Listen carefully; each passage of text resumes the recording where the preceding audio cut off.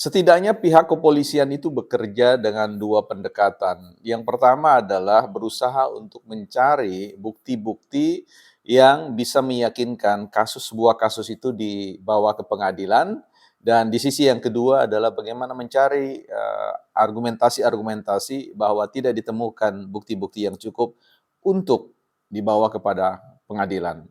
Nah, dalam kasus perseteruan antara Bang Rismon Sianipar bersama Mas Roy Suryo dan juga Dr. Tipa, itu kelihatannya berhadapan-hadapan dengan Pak Jokowi, kelihatannya bagi pihak kepolisian tidak bisa untuk mencarikan argumentasi atau alasan untuk tidak membawa ke pengadilan. Artinya 99,9% sulit untuk menghindari pengadilan. Kita akan bahas tentang beberapa hal yang akan kita clipping, yang akan kita kait-kaitkan untuk memberikan highlight atau katakanlah beberapa puzzle-puzzle yang penting untuk diingat dalam sepekan ini, hal-hal yang menurut saya punya nilai penting dalam konteks memahami seputar kasus ini. Kita akan bahas di Bukan Partai Politik. Selamat datang teman-teman di Bukan Partai Politik, sebuah ruang publik, sekolahnya publik, bukan sekolahnya partai, tempat kita belajar bersama-sama untuk meninggikan kemampuan kita berargumentasi ya, bukan meninggikan suara apalagi emosi. Don't raise our voice emotion but argument. Ya teman-teman, sebelum kita bahas tentang persoalan, ya beberapa hal yang ingin saya sampaikan, kita akan lihat sebuah buku. Udah lama kita nggak baca buku ya teman-teman. Ini ada satu buku terkait dengan penelitian ya, karena ini kita perlu memahami pikiran sobat-sobat kita, Bang Rismon dan juga Dr. Roy Suryo, Mas Roy Suryo dan juga Dr. Tipa yang senantiasa mengklaim tentang kecintaan mereka terhadap kampus, kecintaan mereka terhadap dunia penelitian, dunia pengetahuan, sehingga mendorong mereka untuk melakukan penelitian terkait dengan ijazah Pak Jokowi yang menurut hemat beliau ya tidak dapat dikriminalisasi atau dibawa ke dalam sebuah ranah persidangan ya. Oke, saya kira persoalan itu biarlah dia bergulir.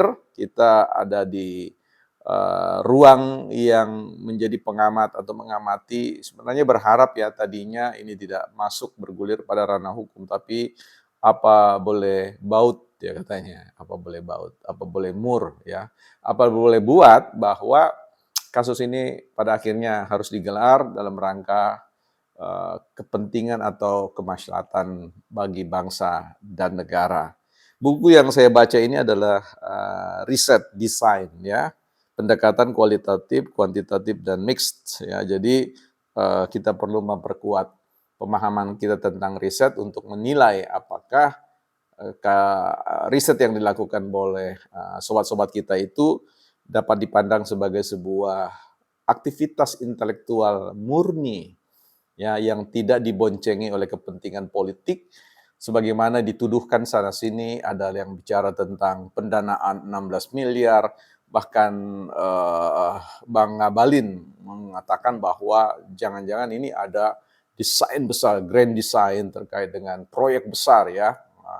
Dan ini di counter oleh Mas Roy Suryo bahwa kalau silahkan dibuktikan gitu. Kalau tidak bisa buktikan ya gantung di Monas dan seterusnya. Ya itu ada rekamannya, silakan teman-teman lihat. Mari kita lihat buku ini teman-teman. Saya bacakan di halaman 192 ya, tulisan karya John Creswell ya. Di situ dikatakan penelitian kualitatif bertujuan untuk mengeksplorasi faktor-faktor kompleks yang berada di sekitar fenomena utama dan menyajikan perspektif-perspektif atau makna-makna yang beragam dari para partisipan. Jadi pendekatan kualitatif itu ya dalam konteks hal ini dia titik tekannya fokusnya pada konteks bagaimana mencari pemaknaan ya, memaknai segala sesuatu yang berkaitan dengan partisipasi dari berbagai macam pihak yang memberikan penilaian atau perspektif mereka, menyumbangkan perspektif mereka terhadap sebuah situasi. Karena itu membawa kita untuk melihat bahwa kasus tentang ijazah palsu ini kan banyak orang yang sudah berpartisipasi termasuk bukan partai politik.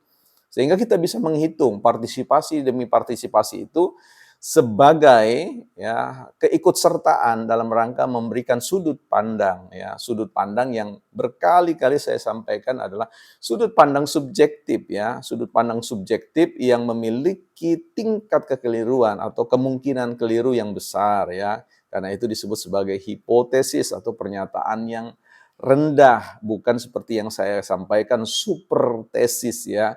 Seolah-olah bahwa apa yang diklaim oleh Bang Rismon dan Mas Suryo dan Bu Dr. Tifa itu sebagai super tesis ya, bahwa inilah kebenaran. Nah, ini problemnya di situ. Saya kira itu yang saya beri catatan kemarin bahwa seorang periset peneliti itu monggo mohonlah berjarak dengan persoalan emosi di dalam menakar memaknai sebuah peristiwa atau fenomena atau isu yang sedang diteliti ya.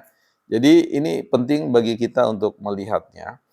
Nah, lebih jauh kita ingin menyampaikan suatu perspektif yang menurut saya penting ya, bahwa ini bukan bicara tentang kecintaan, sebatas kecintaan kepada kampus, kepada ilmu pengetahuan, tetapi ya kita berbicara tentang pengetahuan itu tidak mengabaikan apa yang disebut dengan penghargaan, penghormatan terkait dengan kemanusiaan ya. Ini penting sekali ya. Jangan sampai sebuah riset itu dikerjakan hanya untuk melukai kemanusiaan seseorang,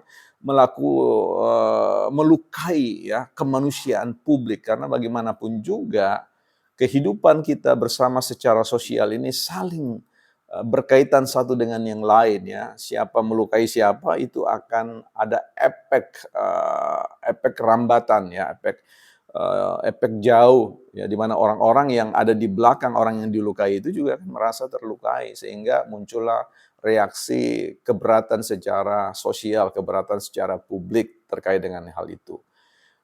Sekali lagi kalau kita berbicara tentang riset, penelitian yang selalu diklaim ya sebagai suatu kecintaan terhadap ilmu pengetahuan yang Bang Rismon katakan ya sebagai peneliti tidak ada undang-undang, tidak ada kekuatan apapun yang bisa melarang ya. Saya kira betul ya, ada bagian betul. Di sini ya teman-teman ya, saya tidak sedang mendukung Bang Rismon atau siapapun ya, tapi ada bagian yang kita perlu terima itu sebagai sebuah kenyataan, tapi ada yang tidak bisa kita terima. Nah, dalam konteks itulah kita perlu bekerja. Nalar kita perlu bekerja dengan cara tidak ibaratnya memandang kegelapan atau sisi gelap dari Bang Rismon secara keseluruhan. Ya kita lihat yang benar kita katakan benar, yang belum benar ya kita coba usaha tawarkan kebenaran sehingga kita tidak selalu harus bermusuhan dalam hal-hal tertentu ya.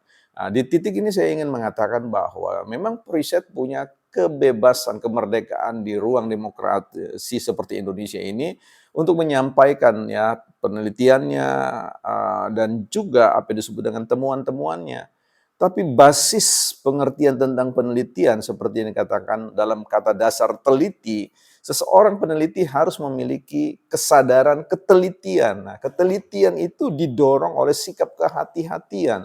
Sikap kehati-hatian itu didorong oleh sikap penghargaan. Jangan sampai hasil kerja riset saya, penelitian saya ini melukai kehidupan orang lain ya, membunuh karakter mereka dan seterusnya. Karena itu ada etika ya, ada sistem nilai yang harus diperhatikan oleh kawan-kawan. Jadi saya belum mau melihat persoalan desain besar ya, desain besar, adanya pihak-pihak ini walaupun saya tentu mencurigai karena Bang Rismon dan Bang Sianipar, Mas Suryo maksud saya dan Dr. Tipa masuk ke ranah sebuah riset yang tidak sederhana. Sebuah riset yang sangat kompleks yang melibatkan banyak sekali stakeholder atau pihak-pihak yang berkepentingan sehingga aksi saling memanfaatkan itu menjadi satu panggung yang subur dalam penelitian ini. Mengapa kemudian bukan partai politik terus menyoroti persoalan ini dan belum bergeming dengan persoalan-persoalan yang lain seperti adanya profiling ya, seorang pemimpin di Jawa Barat, Gubernur Jawa Barat, Kang Deddy Mulyadi, ya. Karena saya berpikir ini ada satu persoalan besar yang boleh dikatakan dalam pengertian tertentu saya setuju mega proyek ya, mega proyek. Saya setuju dengan Bang Ngabalin, ini mega proyek besar ya untuk bisa menjatuhkan Pak Jokowi bukan hanya dalam skop nasional tapi international level ya. Jadi tingkatan internasional. Karena sekali lagi, seluruh kebijakan-kebijakan yang berkaitan dengan kekayaan bangsa Indonesia ini diminati bukan hanya oleh orang-orang di dalam, tetapi mereka-mereka yang di luar yang punya kepentingan ekonomi, kepentingan finansial, kepentingan untuk memperkuat ya organisasi ekonomi dunia mereka. Ini menjadi sesuatu hal yang kemudian perlu kita dengung-dengungkan. Jadi ini bukan bicara soal kecintaan pada kampus semata-mata. Kalau bicara tentang cinta pada kampus, ya datang saja, soal baik-baik dan seterusnya. Tapi ini kan memang sengaja di-upload, ya, sengaja untuk dipertontonkan dalam panggung. Agar supaya kemudian menjadi konsumsi publik, dan kemudian konsumsi publik itu merespon secara liar, dan kemudian dimanfaatkan, ya orang bilang didalangi oleh semua kekuatan-kekuatan yang, dan Bang Ngabalin tidak keliru dalam hal seperti itu, statement-statement seperti itu.